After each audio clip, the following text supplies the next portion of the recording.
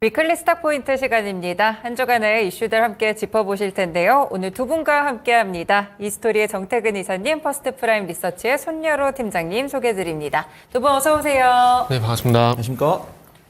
네, 오늘은 두 분과 그러면 이번 주에 어떤 포인트가 있었을지 주제부터 함께 살펴보겠습니다. 네, 오늘 주제는요. 많은 분들이 어제부터 계속 관심을 갖고 계셨을 부분인데요. 바로 에코프로 그룹주들의 실적 발표였습니다. 장마감 이후에 나왔고요. 일단 1분기 전반적으로 이익은 컨센서스를 약간 높게 나오기는 했지만 역시나 전기차의 업황두나 소재 쪽에서도 큰 영향을 미쳤구나 이런 생각을 하셨을 것 같습니다. 어떻게 보셨을지 그러면 오늘 정 이사님부터 에코프로 실적에 대해서 함께 좀 이야기를 해주세요. 예상보다 잘 나왔다라고 하는 게 뭐 정확한 표현인 것 같아요. 일단은 에코프로보다 에코프로 BM에서는 주목 좀 해보고 싶은데, 왜냐하면은 어찌됐든 지난 2월 달에 이 2차 전지가 좀 바닥을 다지고 반등에 좀 나설 수 있던 계기들이 결국 이제 양극재 기업들이, 그러니까 지금 말씀드리려고 하는 에코프로 BM이라든지 LNF라든지 포스코 퓨처엠이라든지 이런 기업들이 일단 어쨌든 적자가 나왔지만은 재고 평가선으로 부실을 다 밀어버리고, 그리고 또 탄산리튬 가격이 주가락이 제한되게 되면서 어떤 반응이 좀 나왔었거든요. 네. 그래서 그런 부분들을 한번 감안해 보게 된다라면은 결국 이제 에코프로비엠 쪽으로 일단 주목을 해야 되고, 그러다 보니까 에코프로비엠 원래는 적자 예상이었거든요.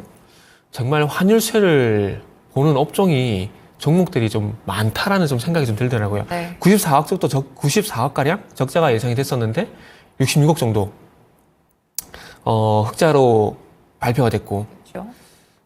참 고무적인 거는 양극재 수출 단가. 이 시간 통해서 몇 번 말씀드렸는데, 양극재 수출 단가가 작년 12월 달부터 3월 달까지 꾸준히 하락을 했음에도 불구하고 이 환율에 대한 효과가 상당히 컸었더라고요. 그런데 2분기도 좀 고무적인 부분은 어쨌든 2분기 같은 경우에도 흑자 일단 기대가 되는 부분들이 있어요. 왜냐하면은 양극재 수출 단가가 4월 달 들어와서는 더 이상 하락하진 않고 있더라고요. 네. 톤당 이제 3만 불을 이탈을 하게 되면 3월 달 같은 경우에 톤당 3만 불을 이탈을 하게 되면서 추가 하락에 대한 걱정이 분명히 있었거든요.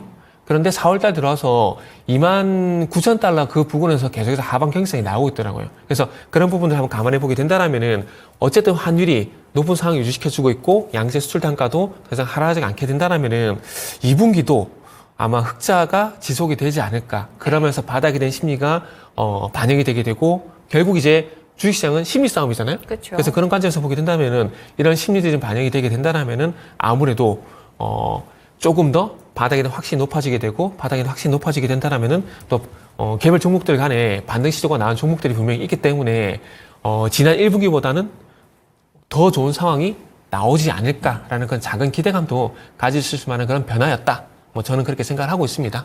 네, 이번 실적에 대한 평가 들어봤는데요. 양극재 수출 단가도 바닥이 잡히고 있고 확실히 지금은 2차 전지 업종에 대해서 뭔가 바닥이구나 확신이 잡히는지 좀 두들겨보는 그런 시점이 되지 않나 이런 생각이 듭니다. 네, 그러면 손 팀장님은 에코프로 실적 어떻게 보셨을까요?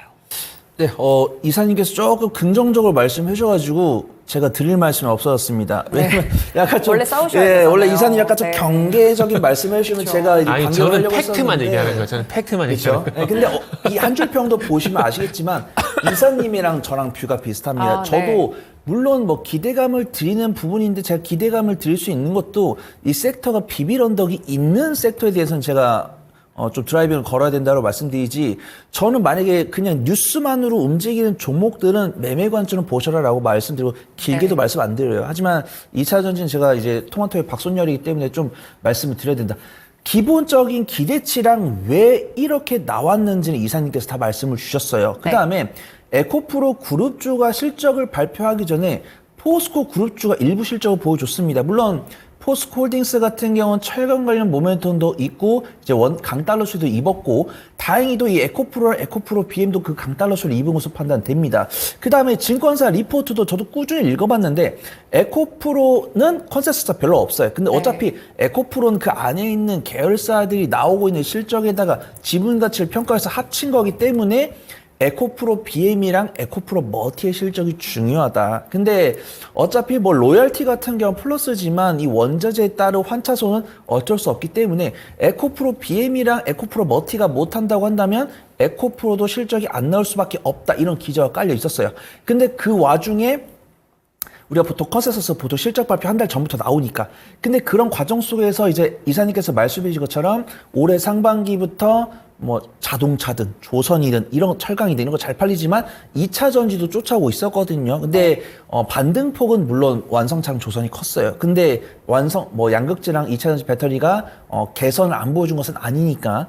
그다음에 리튬 가격이랑 양극재는 바닥을 다지는 과정인데 낙폭을 추가로 안 보여준 것만으로도 다행이다라고 판단을 하고 있고, 리튬 가격은 바닥을 확인한 지가 2달이 넘었습니다. 그래서 86위안 정도에서 지금 109위안까지 올라오는 부분이고, 지금 에코프로 실적을 발표하면서 먼저 포스코 약간 투심을 개선시켜 준 거죠. 원래는 이게 적자폭이 컨센서스 요만큼 나올라 그랬는데 생각보다 이 평가손입이 들어오면서 이 우리가 생각했던 재무제표에서 생각했던 양극재나 배터리, 리튬 단가가 원래 요 정도 책정했었는데 요 가격도 올라오니까 요 평가손익이 올라가다 보니까 오히려 이익금이 들어오는, 그러면서 이제 포스코 퓨처엠이 흑자 전환하면서 이꿔주고 에코프로 BM도 흑자 전환 성공했어요. 소폭 흑자 네네. 전환. 근데 중요한 거는 전년 동기 대비해서 못한 것은 맞는데 작년 상반기까지 피크했단 말이에요. 언제 피크를 기록했냐면 23년 3분기죠. 그러면 우리가 23년에 실적이 많이 깎였고 23년 4분기에 적자마저 기록을 했는데, 만약에 컨센서스 읽어봤으니까 적자를 기록할 거라 생각을 했어요. 근데 흑자를 기록을 한 데다가 물론 이게 정말 바닥이냐라고 한 거는 2분기 실적이 나와야겠지만, 내가 만약에 매매를 잘해, 난 2차 전지를 단기적으로 접근할 거야 라고 했던 분들은 지금 접촉하셔도 돼요. 근데 내가 2차 전지 좀 중단부에 물려있다든가 아니면 나 좀 손절을 정말 죽기보다 싫어하는 사람이라고 한다면 2분기를 확인하는 게 맞다. 근데 지금 보면 에코프로 BM이 오전장에 아쉽게도 10시 전후보다는 외국인 순매수가 줄었어요. 네. 그러니까 순매수가 약 한 300억까지 들어왔다고 한다면 지금은 180억 수준까지 떨어졌는데, 이거는 에코프로랑 에코프로 BM이 못해서 떨어졌다기보다는 뭐 연유 영향도 저는 한 30% 있다고 생각을 하고 있고요. 그다음에 지정학적 리스크가 잠시 9시 20분 전으로 부각된 것도 조금 영향을 줬다고 판단되고 있는데, 이런 것들이 어차피 에코프로 그룹주랑 2차 전지를 처음 사려고 하신 분들께는 기회로 작용할 수 있지 않을까 좀 판단해 보도록 하겠습니다. 네, 오늘 오전장과 좀 다른 분위기는 연휴라든지 매크로 변수가 작용을 했다라고 말씀해 주셨고요. 실적 짚어주시면서 결국에는 이제 지난해에 너무 잘했기 때문에 2분기 정도까지는 조금 더 유예해 보시면서 실적을 좀 봐야 된다라는 말씀까지 함께 좀 이야기를 들어봤습니다. 네, 이렇게 에코프로 그룹주들에 대한 실적을 저희가 정리해보고 있지만 결국에는 2차 전지 전반에 대한 시각을 또 들어보고 있는 거기도 한데요. 그러면 이사님, 오늘 2차 전지 섹터 에코프로 그룹주들을 포함해서 뭐 추천 종목이라든지 관심 종목 어떻게 되실까요? 이것 때문에 아침에 시간을 정말 많이 소비를 했어요. 많아서요? 아니면 적어서요? 우리 시청자분들께 좋은 일이네요. 이게 어찌 보면은 조금 이제 2차 전지가 조금 긍정적으로 말씀을 드렸지만 네. 지금 당장 공격적으로 접근하자 이건 아니거든요. 그러다 보니까 그러면 대안이 될 만한 걸 찾아야 되는데 뭘 할까 하다가 아침에 뭘 시간을 좀 말씀드리면 최근 샤오미 전기차가 이슈가 되고 있잖아요. 그렇죠. 네. 그래가지고 잘 때 싶어가지고 경쟁산업을 하려고 그랬어요. 근데 그걸 하려고 딱 보니까 어제 이어서 오늘까지도 벌써 10% 이상 떴더라고요. 맞아요. 네. 그래가지고 경창산업에 제가 2차 전지래. 그 샤오미 전기차 관련주를 하나 봤었는데 그게 도저히 기억이 안 나더라고요. 그랬다가는 원고를 못 줄 것 같더라고요. 그래가지고 어쩔 수 없이 테이펙스라는 종목을 선택을 했어요. 네. 근데 또 제가 시간이 많이 걸릴 때가 있잖아요. 샤오미 전기차 관련된 종목을 찾다가 시간을 보내고, 그리고 테이펙스가 어저께 좀 급등이 나왔거든요. 20% 거래량 실어주게 되면서. 오른 이유가 뭔가 찾다 보니까 또 시간이 간 거예요. 그래가지고 아침에 조금 머리가 좀 아팠는데 어쨌든 뭐 테이펙스를 선택을 했어요. 네. 일단은 기술적인 부분을 먼저 말씀드리면은 어쨌든 이제 어제 22%까지 급등이 나오게 되면서 121선까지 단기, 중기, 장기 이평선을 다 뚫고요. 그리고 지금 현재도 121선을 어쨌든 지키려고 하고 있는 부분들이 있거든요. 그러니까 이런 것들을 무시하면 안 된다라는 거죠. 네. 그러다 보니까 관심이 생겼었는데 이유를 찾아보니까 도저히 없어요. 도저히 없어가지고 정말 죄송한데 이 회사가 뭘 하는 회사인지만 좀 더 소개를 좀 시켜드려야 될 것 같아요. 이게 그 반도체라든지 2차 전지에 들어가는 특수용 그 테이프를 만드는 회사거든요. 이 자막을 좀 보시면 될 것 같아요. 그래서 테이프를 제조하는 회사인데 이게 이전에 그 원통형 배터리, 468형 배터리 이슈가 있었잖아요. 네네. 그때 당시에 이 회사가 그게 주목을 받지 못했었어요. 못했었는데 원통형 배터리 같은 경우도 수혜가 되는 기업이라 보시면 될 것 같아요. 그래서 원통형 전지 같은 경우에 이 부분에서만 국내 점유율 한 80%가 넘어가고 해외 쪽 같은 경우도 점유율 한 30%가 돼요. 그리고 우리가 대표적인 배터리 셀 회사 LG 에너솔루션, 삼성 SDI 이 회사들이 아시겠죠? 원통형 배터리 생산 계획이 있잖아요. 근데 이 회사 쪽으로 매출이 한 60%의 비중이 됩니다. 그래서 일단은 리튬 얘기 하다가 갑자기 이제 테이프 얘기로 갔는데 네. 일단 어쨌든 공격적으로 리튬 관리주를 매수하자는 그런 관점은 아니기 때문에 우회적으로 일단 최근에 기술적으로 좀 특징적인 어떤 패턴이 나왔던 테이펙스 쪽으로 단기가 좀 보시면 좋지 않을까 생각이 들어요. 그 LG 이노텍 같은 경우도 이제 아시겠죠? 오늘 애플 이슈 나오게 되면서 오늘 강세잖아요. 그렇죠. 네. 근데 이노텍 같은 경우도 아시겠지만 오늘 처음 강세를 보인 게 아니거든요. 네. 처음 강세를 보인 게 아니고 요 종목도 거래량 시어주면서 4월 24일 날 강세를 보이고 난 다음에 쭉 가고 있거든요. 그래서 그런 점을 좀 감안해 보게 되면은 아마 테이펙스 같은 경우도 제 예상이 맞다라면은 오늘 이후에 일정 부분 상승 나오고 난 다음에 상승 이유가 나올 가능성이 높아요. 그러면은 그 이유가 나왔을 때 적절히 잘 팔고 나면 좋지 않을까라고 말씀드리도록 하겠습니다. 네, 테이펙스 주시면서 기술적인 포인트 측면에서도 같이 잡아주셨던 것 같은데요. 특수 테이프를 제조하는 기업이라는 점 체크해 보시면 될 것 같습니다. 뭐 샤오미 이야기도 잠깐 주셨는데 그럼 뭐 샤오미 관련 종목들은 단기적인 시각에서 원래 생각을 하셨던 건가요? 이거는 중국 소비주 쪽으로 말씀을 드리고 싶은데, 네. 왜냐하면은, 우리가 그동안 중국 소비주 얘기하기 때문에 면세점이나 화장품이라든지 우리가 알고 있는 기본 소비재 쪽 얘기 많이 했었잖아요.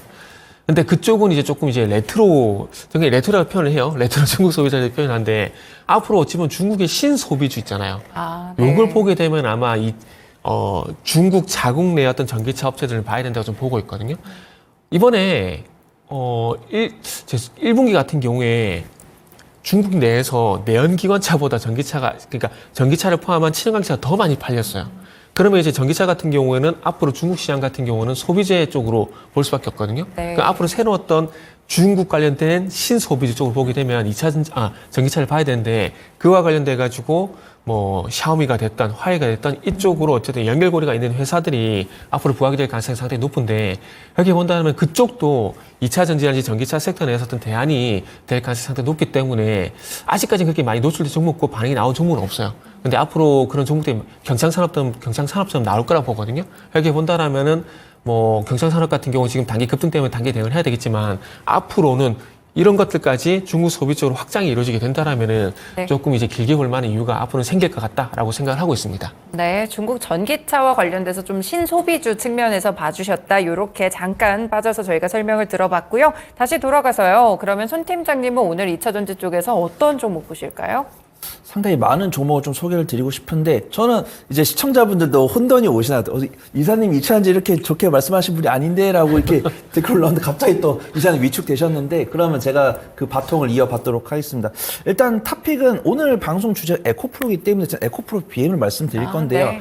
만약에 지금보다 우리가 지금 2분기, 3분기나 2차 전지가 잘 될 거다라고 생각을 하고 있지만 만약에 우리가 잘 된다는 게 가시화가 되면은 그때는 뭐 다른 소재 쪽이나 리튬 쪽이나 장비 쪽을 보셔야 되고 저는 에코프로 그룹 쪽에 대해서는 에코프로 BM을 보고 있지만 혹시라도 2차 전지 전반에 대해서 보고 계신다고 한다면 포스코 퓨처엠이 제일 탑픽이다 좀 말씀드리도록 할게요. 네. 일단 에코프로 BM 같은 경우는 당연히 뭐 에코프로 그룹 쪽에서 양극재 사업을 하고 있는 기업인데 하이니켈뿐만 아니라 LFP 사업 이거는 이제 2차 전지를 정말 좋아하시는 분들께는 별로 악재예요. 이 하이니켈을 해가지고 뭐 미국에서 특허도 받았다는 뉴스가 2시간 전에 나왔는데 네. 일단 기본적으로 이 세대를 이기지 못하는 거죠. 에코프로 입장에서도 하이니켈로 정말 왕자를 해야 되는데 뭐 이제 뭐 CATL이나 이렇게 치고 나오다 보니까 뭐 왕자 1위를 뭐 지키기 어렵다 이런 뉴스 나오는 가운데 LFP로 이제 좀 사업 저변을 높이다는 것은 정말 2차 전지를 너무나도 좋아하시는 분들께는 안 좋은 소식이에요. 하지만 우리나라 그래도 뭐 양극재는 조금 점유율이 이게 CAT에 쫓아오더라도 다른 사업 다각화를 통해서 전 세계 1위를 유지를 할 수 있다고 한다면 뭐 에코프로의 선택은 존중을 해야 된다라고 판단되고 있고요. 그다음 니켈이랑 리튬 값이 최고가를 기록하고 있다는 부분들, 그다음 양극재 판매 단가가 바닥을 다지고 있다는 부분들, 그다음 이제 2차 전지 완성 셀이 3분기 3월에서 4월 넘어갈 때는 주춤했지만 이게 주춤한 거지 꺾인 게 아니거든요. 네. 그러면 이제 1월 달부터 생산 물량이 늘다가 잠시 횡보를 했으면은 다시 재차 상승할 수 있는 겁니다. 근데 그 뒤에 뭐 전기차 보조금이라든가 전기차 판매 단가 이런 게 우리들한테 우호적으로 나온다고 한다면 3분기에 추가적인 상승이 나올 수 있는 거예요. 그래서 제가 2차 전지가 정말 화랑이었다고 한다면 에코프로 BM은 당장 지금 사시고 뭐 장비나 이런 걸 보자라고 말씀을 드리겠지만 우리가 2차 전지를 조금 확인할 부분이 있기 때문에 네. 일단 상대적으로 안전한 종목들 매매를 한 다음에 그다음 이 종목들이 시세를 보여주고 우리 예상했던 그 리스크가 사라지면 그때 추가 종목을 해보면 좋을 것 같습니다.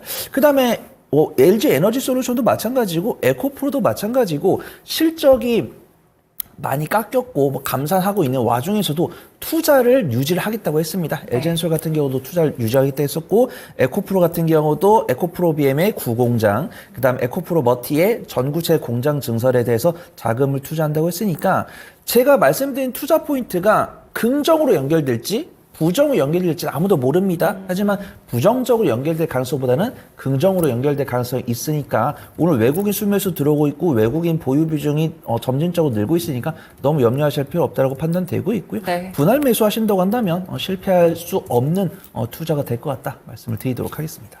네, 오늘 에코프로 그룹주들 실적 얘기 나누는 과정에 그 중에서는 관심 종목으로 에코프로 BM 토픽으로 제시를 주셨습니다. 뭐 투자라든지 원자재 가격 상승 여러 가지 모멘텀이 또 긍정적으로 연결될 수가 있고요. 분할 매수 관점에서 들어가 보신다면 괜찮은 투자 전략이 될 것이다 라고 설명 들어봤습니다.